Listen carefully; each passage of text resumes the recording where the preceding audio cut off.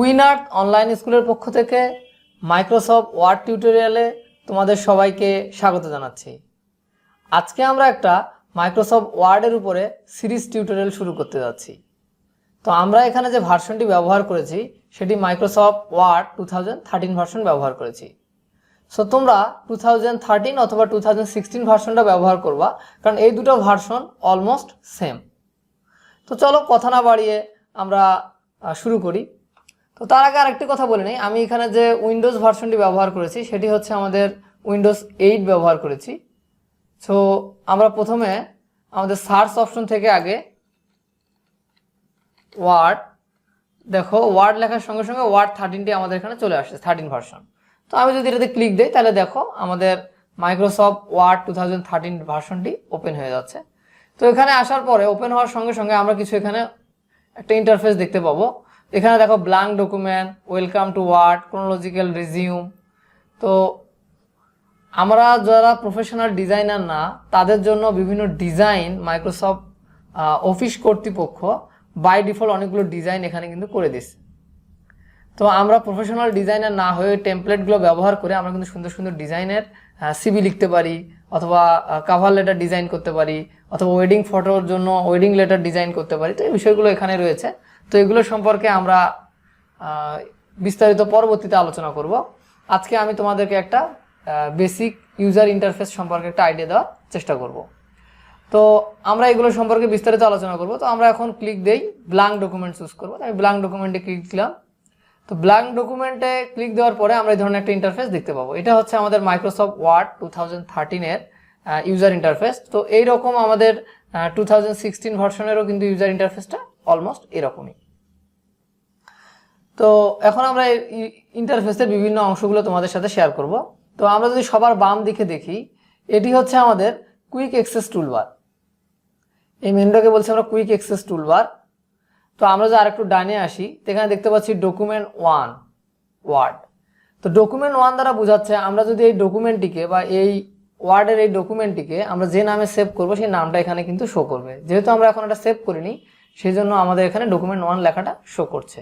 আমরা যে নামে সেভ করব সেই নামটা এখানে শো করবে। এখন আমরা যে আরেকটু ডান দিকে আসি, এটা হচ্ছে উইন্ডো কন্ট্রোল। তো উইন্ডো কন্ট্রোলের প্রথমে রয়েছে আমাদের মিনিমাইজ। তো আমরা যদি এখানে ক্লিক দিই আমাদের ডকুমেন্টটি মিনিমাইজ হয়ে যাবে। আবার যদি এখানে ক্লিক দিই তাহলে পূর্বের অবস্থায় ফিরে আসবে। তো তারপরে রয়েছে আমাদের, এটি হলো রিস্টোর ডাউন। আমরা যদি এখানে ক্লিক দিই তাহলে দেখতে পাচ্ছি আমাদের উইন্ডোটি একটু ছোট হয়ে আসছে।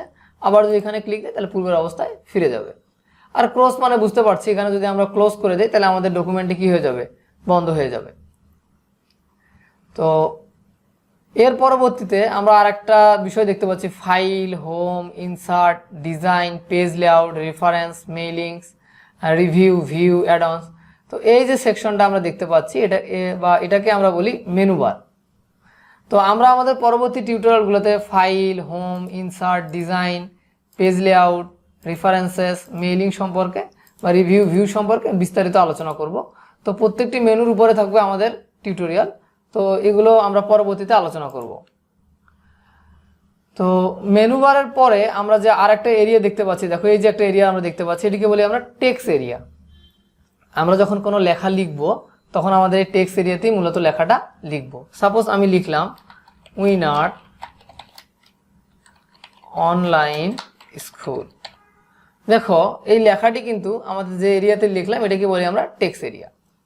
তো টেক্সট এরিয়ার পরবর্তীতে আরেকটা বার রয়েছে যেটাকে বলি আমরা স্ট্যাটাস বার। এটা হচ্ছে আমাদের স্ট্যাটাস বার। এখন স্ট্যাটাস বারে আমাদের প্রথমে লেখা আছে পেজ 1 of 1, অর্থাৎ আমি আমার ডকুমেন্টের জন্য একটা পেজ ব্যবহার করেছি, সেই জন্য দেখাচ্ছে পেজ 1 of 1। মানে একটা পেজের মধ্যে আমি 1 নম্বর পেজে আছি, সেই জন্য পেজ 1 of 1 দেখাচ্ছে।